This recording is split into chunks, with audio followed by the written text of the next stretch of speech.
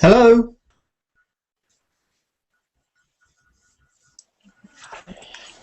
Hi there.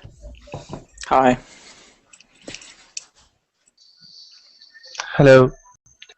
Hello there. Have you always been able to get into class whenever you want? Who? Me? You. Yes. So you can always get in usually? Yes. Great. Yeah. Because I see that you can actually make sure you get in for if you book your seat. And if you come all the time, then I think it wouldn't be too much, because I think, how many lessons do we have every month? I think hundreds maybe. So it's probably only 20 cents a time if you wanted to, but you don't need to, because you can get in whenever you like. That's great. Yeah. Great. Okay. Hi there, Pablo. I don't know you, do I? No, this is my first time. Hi there. So, nice to meet you. And where are you from? I'm from La Plata, Argentina. Ah, really? Argentina. I've never been to Argentina. Yeah. You should. It's a very, very long, tall country, stretching a long way, doesn't it? Do you know how big this country is? How big is it? I can't check it, but I don't know. It's a little bit broader, a little bit wider than Chile, though, I think. Wider? It's further from west to east than Chile, maybe. Chile is thinner. Yes, Chile, yes. Have you ever been to Chile? No, Chile, no. So I've been to Uruguay, to Brazil, but not Chile. Ah. And how do the countries compare? What's the difference between the different countries there? We have different in our dialect, the way we speak. We use different words, and our traditions are also different. We drink what we call mate. I don't know if you know what it is. Mate? Mate. Mate. M-A-T-E. M-A-T-E. Mate. No. It's a traditional drink that it's like tea for for English people. We drink tea. We drink mate. What's it made of? It's made of. I will spell it in the chat.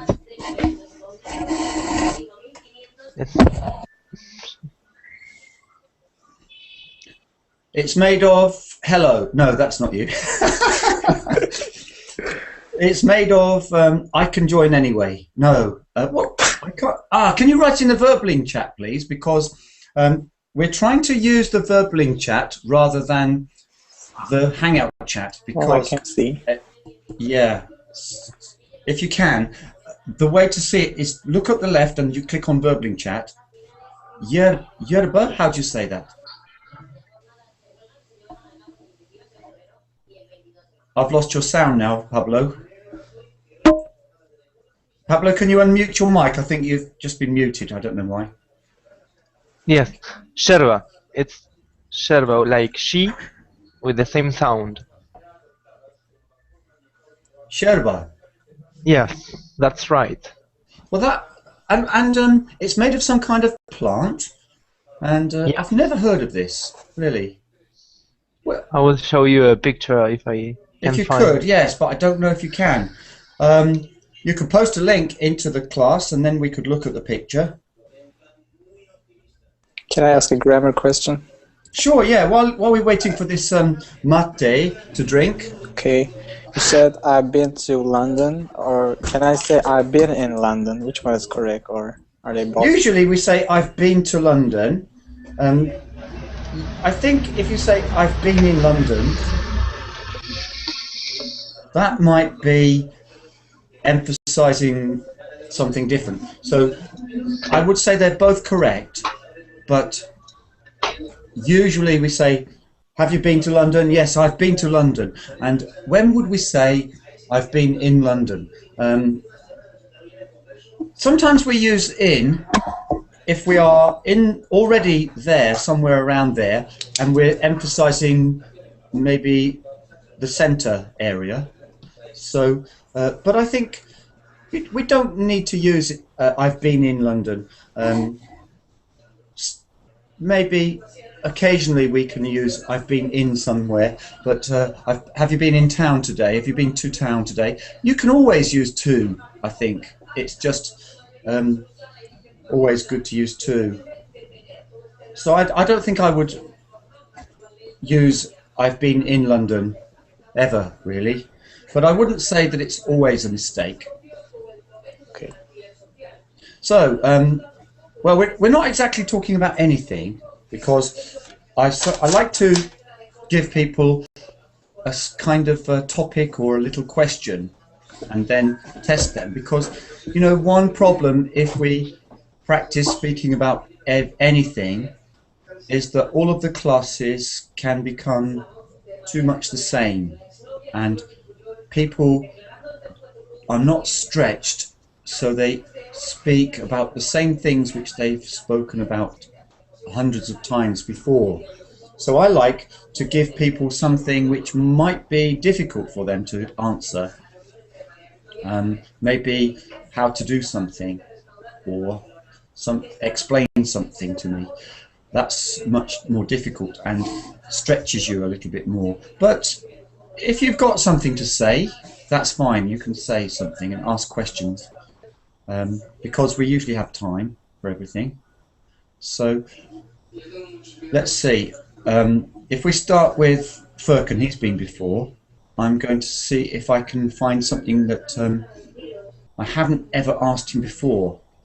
So I will ask him something like, I think I've asked him about packing his suitcase. This is one of the, let me give you an example of a kind of question that I will give you. I might ask you something like this. So you could think about how you might answer this. Imagine a situation. You are going away and you've got to pack things, and you have to tell us what you pack and why you pack it. Okay? Probably. Should I answer? Yeah, try this one then. Okay. My computer is essential. Maybe some magazines and books to read in that hotel. And of course, charge adapters for my computer and telephone, toothbrush, toothpaste, maybe nail clipper if I stay long, like a week or a month, and some clothes. And is it dangerous to take a computer with you? I mean, could it easily get stolen? If I take it like a backpack, they don't understand I'm carrying a computer, like a disguise. So you would trust people, and you think it's quite safe. Yeah. Have you ever had anything stolen from you when you're traveling? No, I guess I forgot something in some places, but I never being stolen. You said that you've forgot things in some places. I think you don't mean forget something. What do you mean? For example, in a hotel, after I leave the hotel, I realized that I left something in the hotel that I want to take with me. Yes, I think here people would say left it behind, left something behind. Yes. So, yeah. What kind of things do you remember leaving behind by accident? Little things, usually not important things to turn back. I often, in the past, I've often left umbrellas behind because they seem to be very easy to leave behind. Have you ever lost an umbrella? I've never used umbrella. Yeah, I wouldn't normally use an umbrella because if it's raining I won't go out. And if it's but I used to work in London on the train and walk to the train station, and then it would be raining, and then very fine on the way back. Do you travel a lot? Especially in summers and spring. What kind of travelling do you do? Is it tourism or this kind of travelling, or do you have any regular travelling that you do? Not regular. When I decide to go somewhere, I go. And can you tell me all of the places that you've been? Mm, Or some of the places you've been to? Actually, I didn't stay too long in many places, just 3 or 4 days maybe, for tourism, not for other reasons. So in Europe, have you been to quite a few different countries? No, not yet. Is there any place that you would particularly like to go? Is there a plan for you?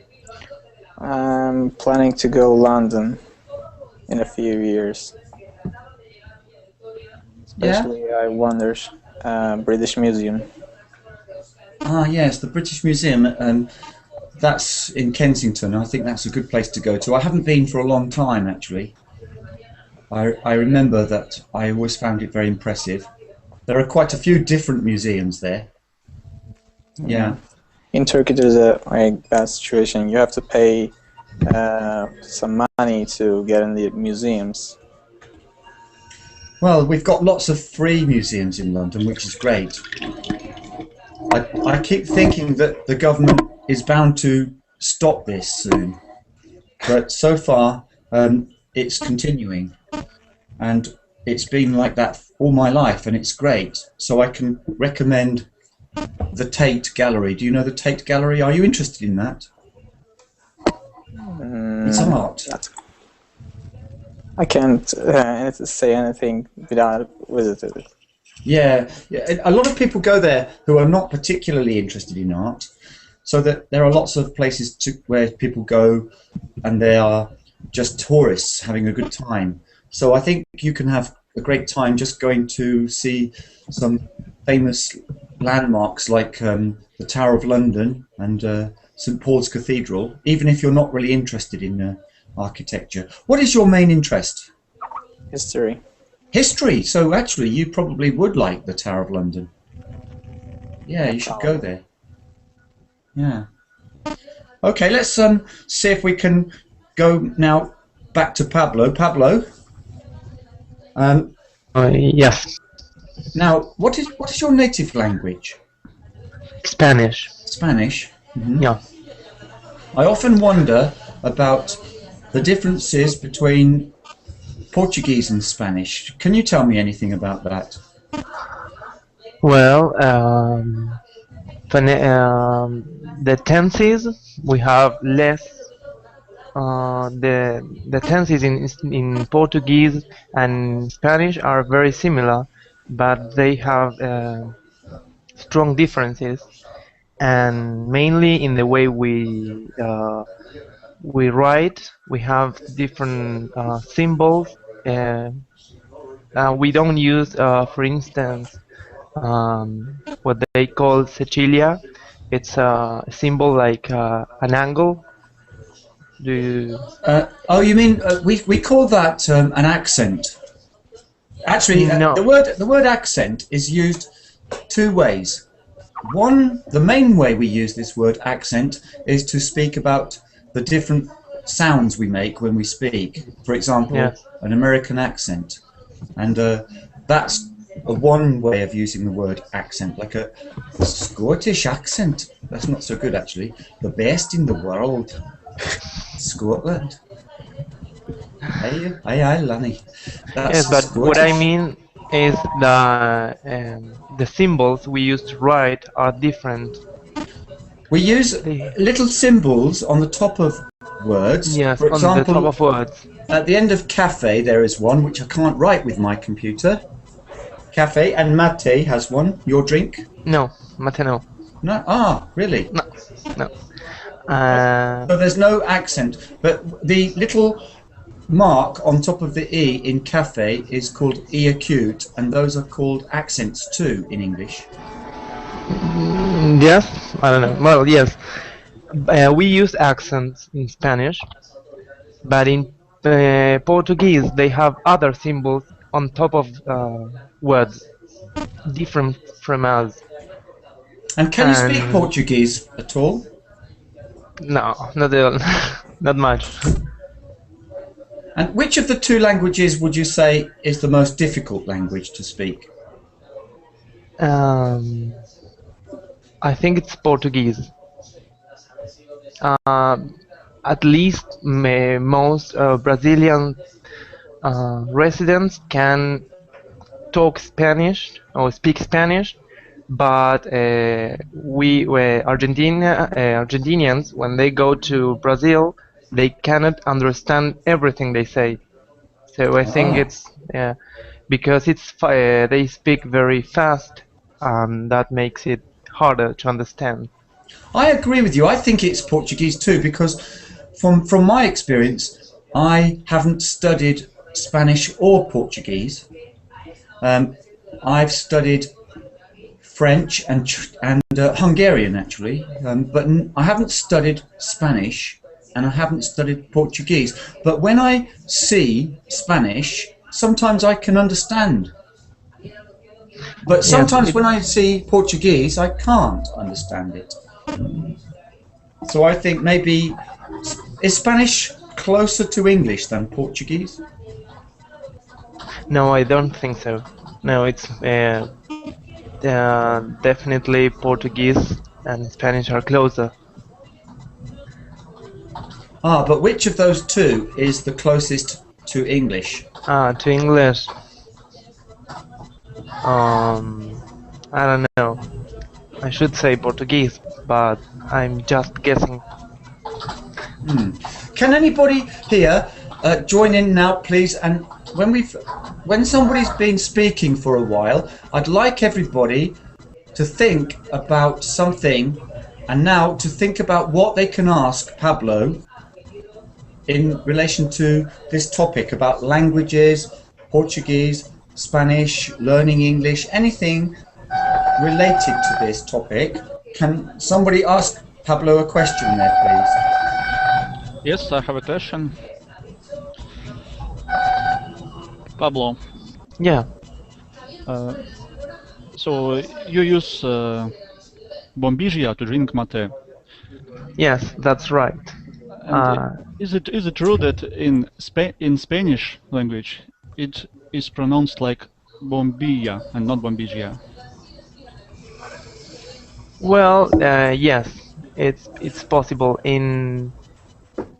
Here in the south and the northwest, we pronounce it bombilla con sh, like the same sound as she. But in the north, many people pronounce it bombilla with L, bombilla, or bombilla with just I. So everything is correct. Yes, everything is possible. Can I ask you, Pablo, this question? Yeah. Here's a sentence. Can you read that sentence? In the chat? In the Verbling chat.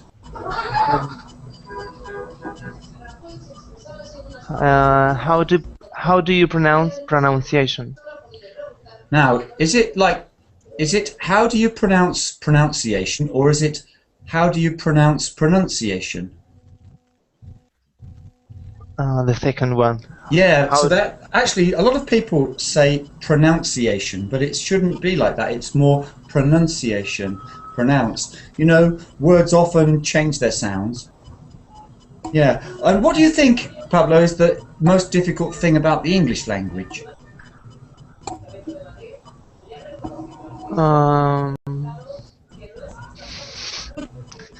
Maybe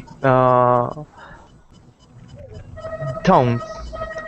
Tones in phonetic tones, like in English you use many rising tones, or that we don't. It's different to Chinese tones. Chinese people speak about tones, but do you know the difference between when the Chinese speak about first, second, third, fourth tone, and when in your tone, you're speaking about tone. And tell us more about what you mean by tone. For instance, because when you use one tone or the other, you have different you pretend something different. When you use, I think, a level tone, you are given new information, and when you use a rising tone, you know that you share the information with the other person. And isn't this in Spanish too? Is it the same in Spanish? No, it's different. We use more level tones. We use, yes, of course, rising tones to make the share knowledge, to share the knowledge with the other person, but not in the same way in English. As in English. Well, I agree with you. I must collect some sentences because I can't think of one right now. Can anybody help me? Maybe you know one. There are sometimes sentences when you need to hear the sentence, because if you read it 2 or 3 words, you're not sure which meaning it is. It could be different meanings. And can it be possible in Spanish that 3 words or 4 words could be different in meaning according to the way you read it? No, not. It may be. I don't have an example right now, but we make the difference with the accent. We mark the difference in meaning with the accent, with the orthographic accent. Here's a sentence which is not quite what I'm trying to say, because I need to find these sentences, because I do know some sentences which have a different meaning according to the intonation of the sentence. Maybe an obvious example is using rising tone to make a question, although really that's not typically English. So we would say something like, you've been to France? This means, have you been to France? And it's rather annoying actually in English if you use it too much, because this is not typical in the English language. So in English language we have a kind of question form, but you could say that if I say you've been to France is a question, but it's really not exactly English. In Spanish, do you have a question form like we have in English? Like, have you been? Do you? This kind of question.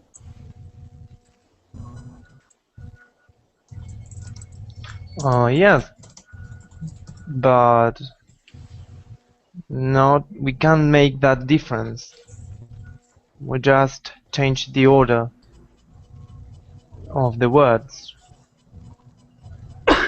So you have the idea of we sometimes learn in English subject, verb, verb, subject changing to make a question.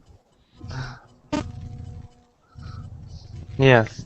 What does everyone think of this this sentence? Furkan, can you read it for me? He is more rich than famous. I know it's not. There's no context there at all. So there's no context. But can you tell me what your opinion is of this sentence? What do you think it means, or what could it be used for? You have more money. You have too much money than he has been famous. I got it, but I can't explain it. So you think it's fine? It's okay. And it has a meaning. No. It's ridiculous. Has anybody any ideas about this sentence? Because I was thinking about this sentence because somebody mentioned it just recently, and I realized that it is an interesting structure. He's more rich than famous. Somebody says, "Hey, you know that guy? He's really famous." and I think, well, he's not so famous, but he's better known for being rich. And I might say, well, he's more rich than famous. But here, intonation plays a part, because I would say rich to emphasize something, like he's more rich than famous. But if I was saying more something, more beautiful, then I wouldn't intonate it quite that way. So yeah, let's go along now and see if Fatma, are you here? Hello? I'm just trying to see who's in the room with a mic, because you should be able to speak on the mic if you're in the room. So, Gloria, are you here? With a mic, because you should be. Yes, I'm here. Okay, we've got a. Have you got your Verbling page open too? Because I can hear a bit of an echo there. Yes, I'm here. Okay, we've got a. Have you got your Verbling? Seems like we've got a sound problem there, because I can hear a definite echo there. Yes, I'm here. Yeah, I have to mute you. I think you have to shut down your Verbling page, I think. So, Gula, are you here? Yes, I am. And where are you from, please? I'm from Azerbaijan. Ah, another country that I've never been to.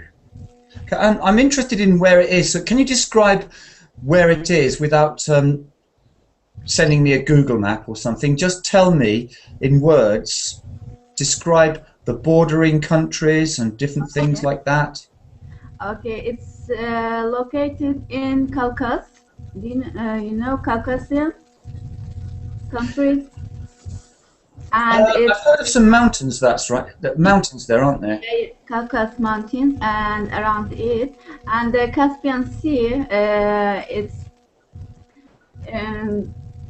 in east side is Caspian Sea. In west is Georgia and Armenia. In north is Russia, and south is Iran.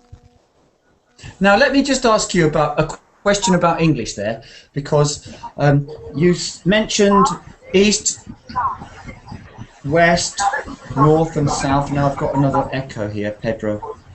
Have you got your Verbling open, Pedro? Because somebody has. I think if you're in this room, close down the Verbling, because you're in two places at once. Maybe. Shall we? I'll just mute you for a moment, and then when you've figured it out, then you can unmute. Okay, if you say in east is mountains, is it okay to say in east? In east. I'm looking at those two words. In the east, no, it's not okay, because the directions we have to use with articles, definite articles. You do. You need in the east, and we would say so. Now, here's another question. Then, if you go round the compass, we've got north, south, east, and west. Yeah. Can you say? At the east. Yeah. Can you say the or the? So in the east would be in the east, Okay. in the west, in the south, in the north. Why did I say in the east? In the east. I didn't say in the east. I said in the east. Because east begin by a vowel letter east. Yeah, okay, you've got all of the right answers. Now, here's a difficult one, because I'm determined now to catch you out. So I'm going to trap you now with a very difficult question. Are you ready? Okay. I want you to give me the adjectives of all of those four. North, south, east, west. Eastern. Eastern is one. Good. Western. Yep. Like a Western movie. Bang, bang. Yeah. And northern and southern. Northern isn't right, is it? North, north. Northern and southern. Northern, and what was the other one? Say northern. South. There's no southern or southern. What is it? Who knows the answer? Who can do it? Which one? So, northern is correct. Eastern is good. Western is good. What is the other? Southern. Southern. Southern. The southern hemisphere. The southern hemisphere. What is the southern hemisphere? Countries below the hemisphere, like Below the hemisphere? Below the what? The equator. Below that long line, which is called the Yes. equator. equator. Yeah. Yeah. What are those lines that go round the poles? They're all just as long as the equator. What are they called? Parallel. Parallel, no? Well, they might be called the 39th parallel or something, but what is the normal generic word for all of those lines which go round and round the world, through the North Pole and through the South Pole? One of them goes through Greenwich. They are lines of, they're not the equator. The equator is the equatorial line. The Greenwich Meridian, yeah. But what's the word I'm looking for? And what's the other word? The ones that get smaller and smaller as you go towards the North Pole. They get smaller and smaller and smaller, but the equator is one, and it's the biggest. Latitudes. Latitude and longitude. Which is which? So we've got. Let's write those words: latitude and longitude. Now, which one has lines which are always the same length? Longitude. Yeah, they go round and round the poles, that's right. Okay, so back to Gulu. Are you still there? Yes, I'm Okay, so can you tell me all of the bordering countries, all of the neighbouring countries, please? here. So Russia, Iran, Georgia,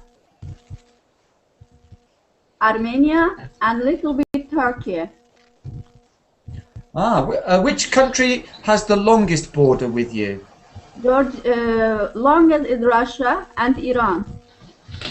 Are there any borders which have any disputes or any problems crossing? Yeah, we have.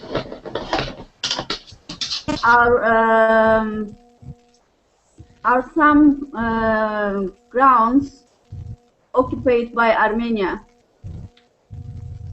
Oh, so what's going on there? At the moment, sometimes they are shooting our people, the silent people, but it's not war at the moment. So our government tried, and our government, Turkey, are together tries to solve this problem without war. So they're trying, what do you call it? What word is used when governments try to solve problems with words?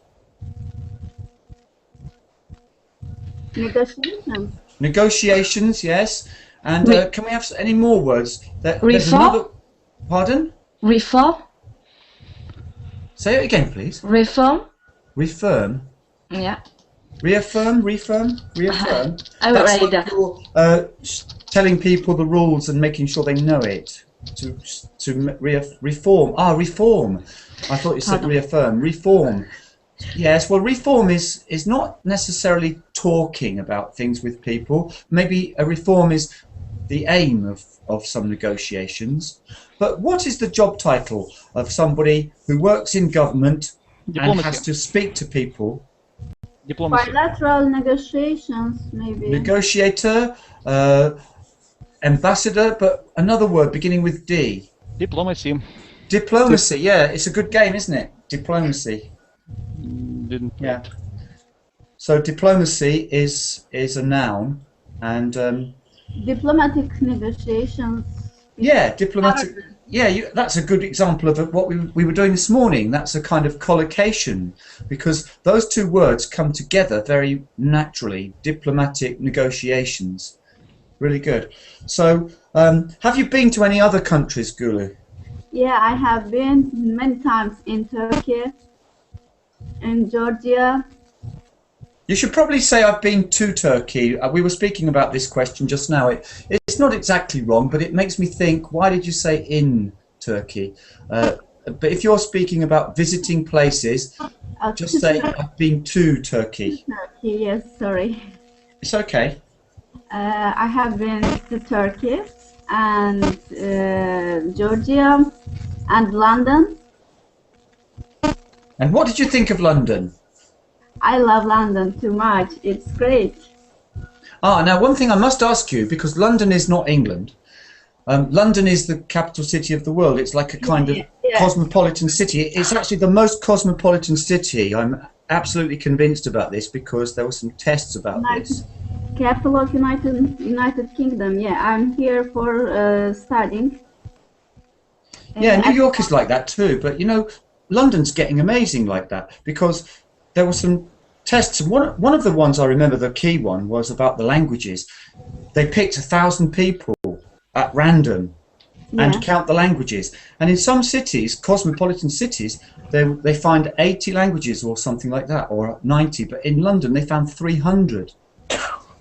It's like you go to London, you walk around on the streets, and you hear every language from all over Asia, all over South America, and everywhere. It's just crazy like that. So if you want to know about England, then you can go to visit London, but you have to go to other towns and cities. Do you know any city names or town names or counties outside London? Who knows anything about England at all? Yeah, I know. I have been to Bournemouth. Bournemouth is a great place. It's a paradise. I have been to Brighton. Yeah. I have been to Oxford and Cambridge. Oxford. And Cambridge. Cambridge, great. Why did you go to Oxford and Cambridge? Did you go to the university? No, our college took us just for traveling. To see the Oxford and Cambridge. It's college travel. It was. And I think Oxford is quite a beautiful city. What do you think of the sights in Oxford? Do you like the look of the town and the city? I can say that I loved Cambridge more than Oxford. Yeah, you know, usually, can I just say something about Oxford? Because I want to say again, I've said this before, but in English, we don't fully stress a word inside another word. And actually, the word Ford is a word. Who remembers the meaning of Ford? It's an old English word for crossing a river. You know, when you cross a river but you don't build a bridge. Yes, it's a family name too, and there are Ford motor companies in the US and in Britain.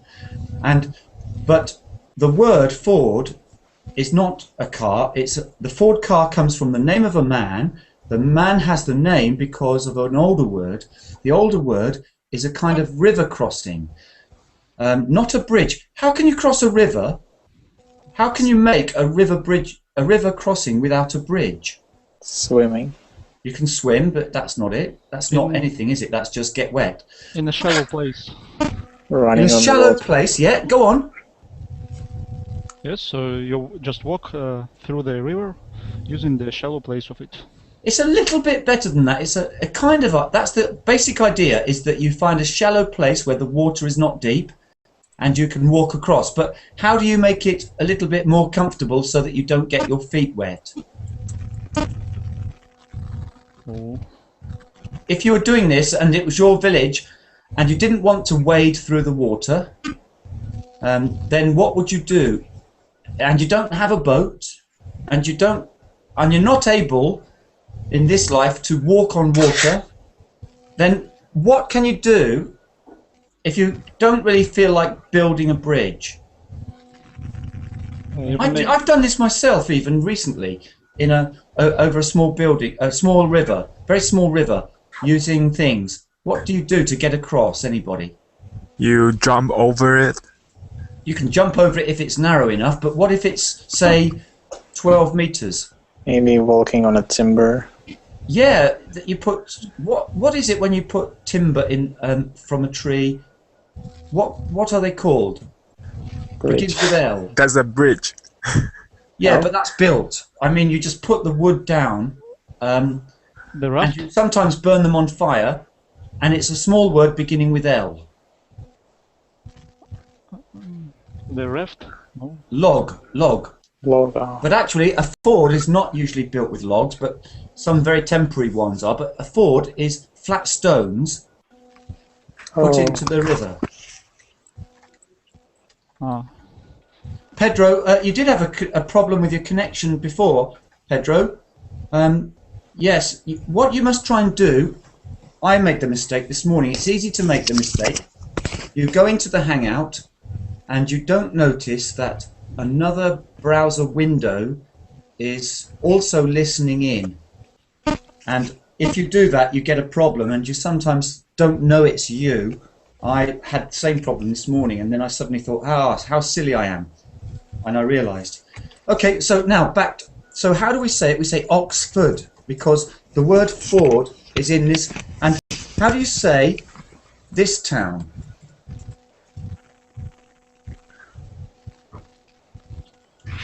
You said you went there, Gulu. How do you read that town?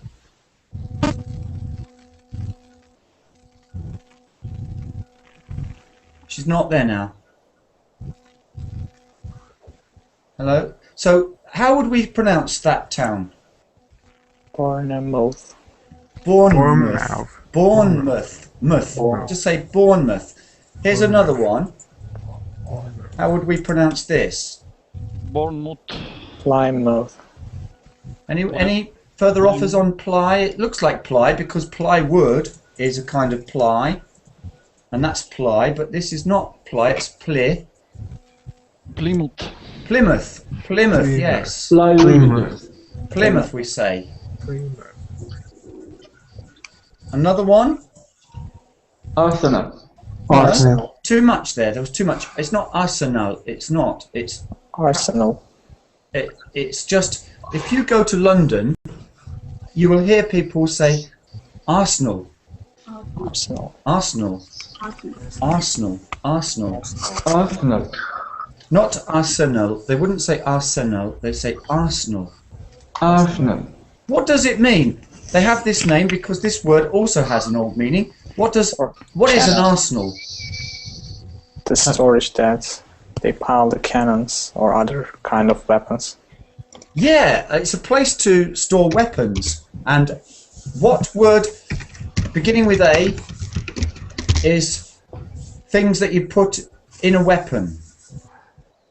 Armory. Amber. Ammo. Short for ammo is a short word, but Ammunition. what's the full word? Ammunition. The ammunition dump. Yeah, the ammunition. And so Arsenal means this, and that gives rise to their nickname. Who knows the nickname of this team? Their nickname is the Gunners. So some football teams have nicknames, and their nickname is the Gunners. So, football team names of towns and cities. Mouth becomes Muth. Ford becomes Fud. So, how do we say this city? Bradford. Bradford. Yes. And some cities we have a strange old name for city. How do we say this city? Worcester. Worcester. We say Worcester. Worcester. Worcester. So you see, sometimes sester is sester, but sometimes it's unstressed, and it's just. How do we say this one? Leicester. Leicester, no. Leicester. Leicester. So le is the stress. This one has the stress on the le. So it's le. Leicester. Leicester. Leicester City. Leicester. Leicester. Leicester. Worcester, Leicester. So if I say this, these are city names. This is a kind of, this is to do with food now. Who can say these two words? Worcester sauce. Not Worcester, Worcester? Worcester sauce. Worcester sauce. Worcester sauce, yes. Okay, let's see. Kadir, are you here? Kadir? Molly, are you here? Oh, we've got people who are not here to... Yes, who I'm said here. yes? Molly, yes, Molly. Yes. Okay, and Molly, can you tell me first of all which country you're from? Okay. Hello, everyone. I'm come from China. Wow, I couldn't recognise your accent at all. Okay, let me see if I can hear it, catch your accent now, because now you've told me. So, okay, Well, tell me some more then. Which region and all about where you live? Okay. Yes. Actually, I come from China, but I live in France for several years ago now. So that's why my Chinese accent is not so obvious. I heard one word, just only one word, which gave it away as Chinese. Do you know which word you said, which gave away that you were Chinese? No. I'll write it here, and I want you to say it again. And here it is. Actually. Yes, you said a typical Chinese pronunciation is to mix up the r, w, and l sounds. So yours sounded like actuary, something like that. Actually. And I think you probably would have difficulty with this tongue twister. Let me write it for you and have a go, please. It's using an English word for truck. You might know this, everybody else. Woodchuck. Can you? No, not chuck. Not a woodchuck, wooden chuck wood, but this one. Red lorry, yellow lorry, red lorry, yellow lorry, red lorry, yellow lorry. I'm counting the traffic as it goes past. Can you say it, please? Red lorry, yellow lorry, red lorry, yellow lorry. Okay. Red lorry, yellow lorry. Is it okay? Yeah, do it 3 times, like really fast. Drive that lorry. Red lorry, yellow lorry, red lorry, yellow lorry. Okay. Red lorry, yellow lorry, red lorry, yellow lorry, red lorry, yellow lorry. Ah, you see, those are the sounds when I can hear that you're from China. Leon, I would like to respectfully correct you. Go on then. Because it is the Japanese people who don't have the sound of L in that's their true. language. You're absolutely right about that. Not the Chinese. The Chinese have letter L. They do have the letter L, but yes, but they still soften the difference. But yes, you're right. I agree with you that, because I have some Chinese and Japanese students, and you're right that it is really a Japanese thing, but it does exist in China too.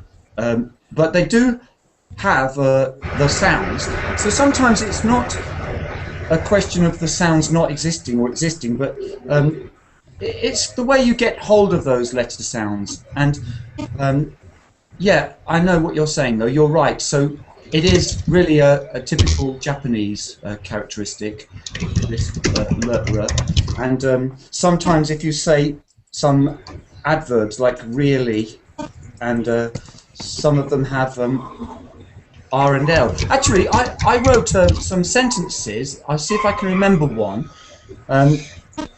Here's a sentence.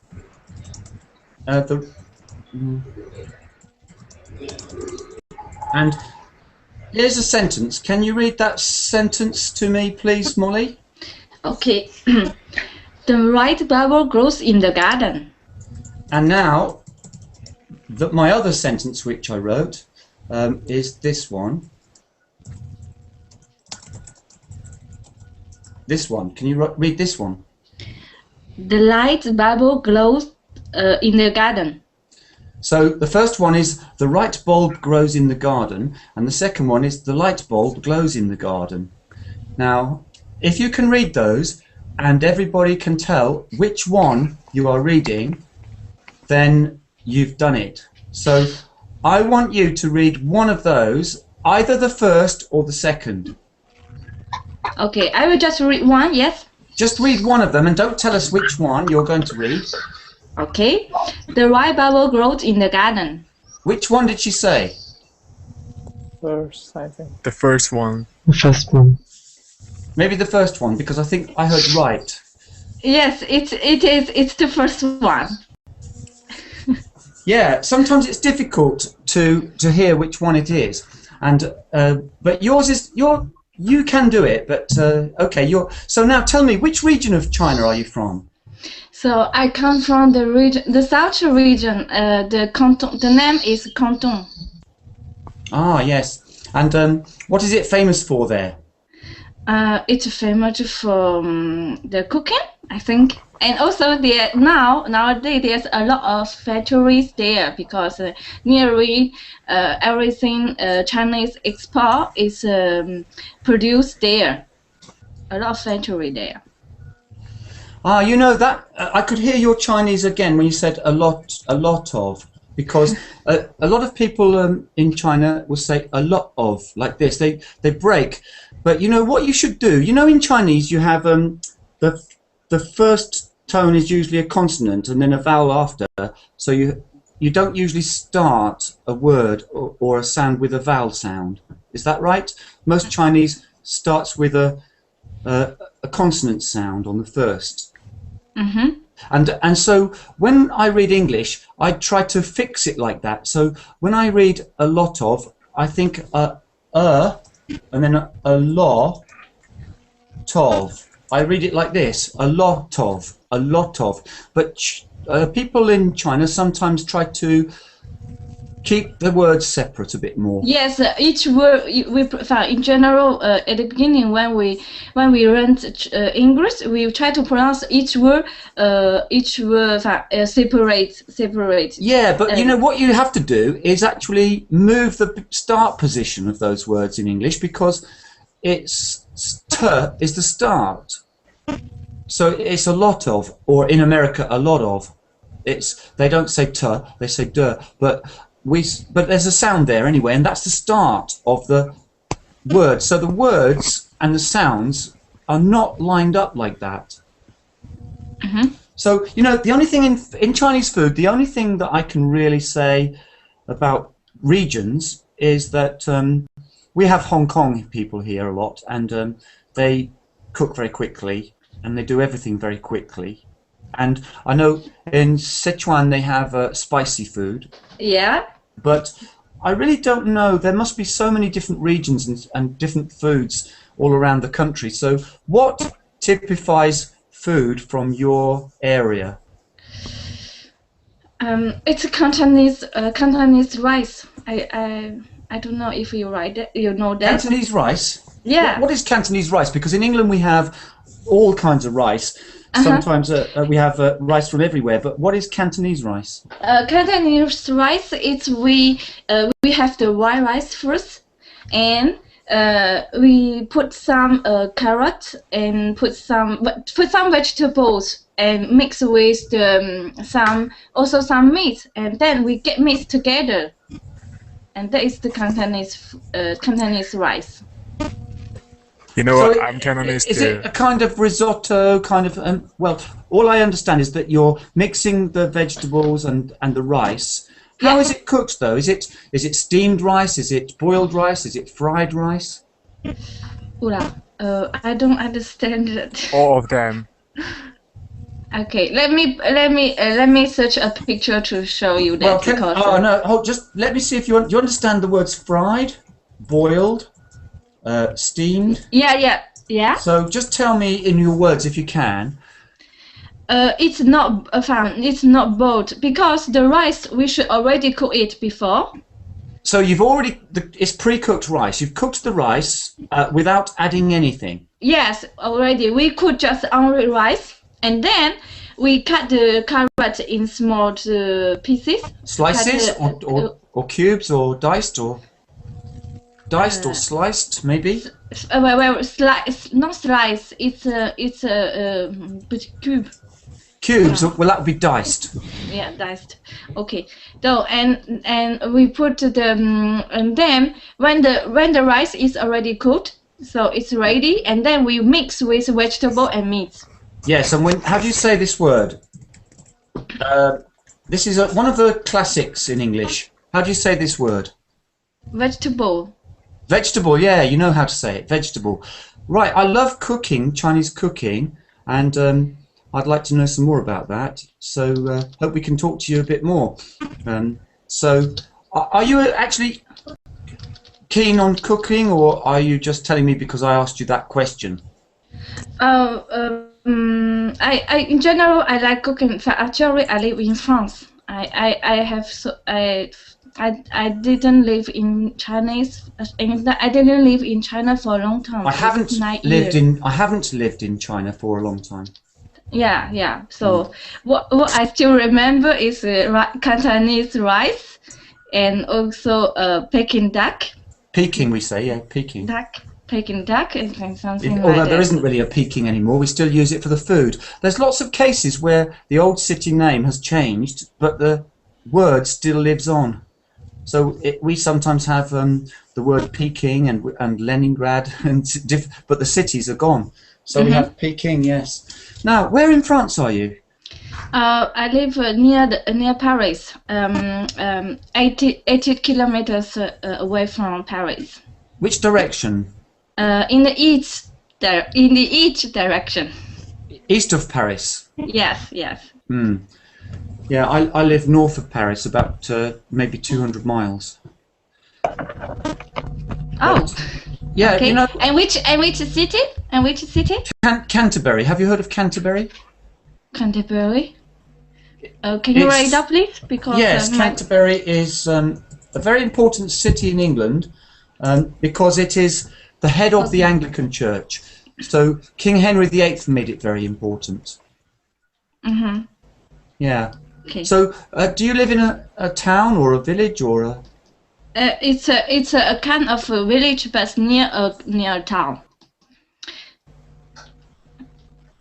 Yeah. It's in the countryside. Yeah. Sounds great. Sounds wonderful. So now probably you know something about French cheese, but do you know anything about cheese from Britain? Cheese from Britain. I'm sorry, I don't know. You should do, because if you like your food, then Britain produces more cheeses than France. Really? Yeah, really. But England is less than France because it's a smaller country, I think. But with Scotland and England and Wales together, there are far more private small cheese producers and types of cheese than there are in the whole of France. And a lot of people come from France to look at the cheese here. Some people have the wrong idea about England. Two misconceptions about England are that the food is really bad. So many English students come here and say, oh, the food is terrible. And I say, where have you been? And they say, oh, I went to Oxford Street and I bought something in the takeaway. And I say, well, of course it's not good. But there's quite a lot of good food. And the other one is that they say it's always raining here. It does rain, but I think actually we're starting to grow champagne here. And the south of England, where they're planting the second biggest vineyard in Europe at the moment, because we are the top consumer of champagne in the world. So we want to grow our own because it's yes. I heard of that for champagne. I heard of that. But here in France we have we have a lot of cheese, but the different kind. Sometimes what I hear is in France produce more than 300 kinds of the cheese here. Yeah, I'm sure here. there's more than 300 probably. Yeah, but there's a difference. I think the cheese in England is not typically the full fat creamy cheese that you get like Brie, Camembert, Roulet, all of those. French cheese tends to be a different style, although there are lots of cheeses in England and France which are similar. Yes, yes. I see that before. Yes. Yeah. Anyway, that's really interesting, and I'm sorry I couldn't get round to everybody, so we have to leave it there. So I am Leon Wall on the internet. So I hope to catch you all again. Don't forget to click on the follow button if you can, and I'll speak to you all about all of this later. Yes. Nice to talk with you. Thank you. Nice to meet new people. It's great. So see you all again, I hope. Okay, bye. Okay. Bye. Goodbye. Thank you. Bye bye.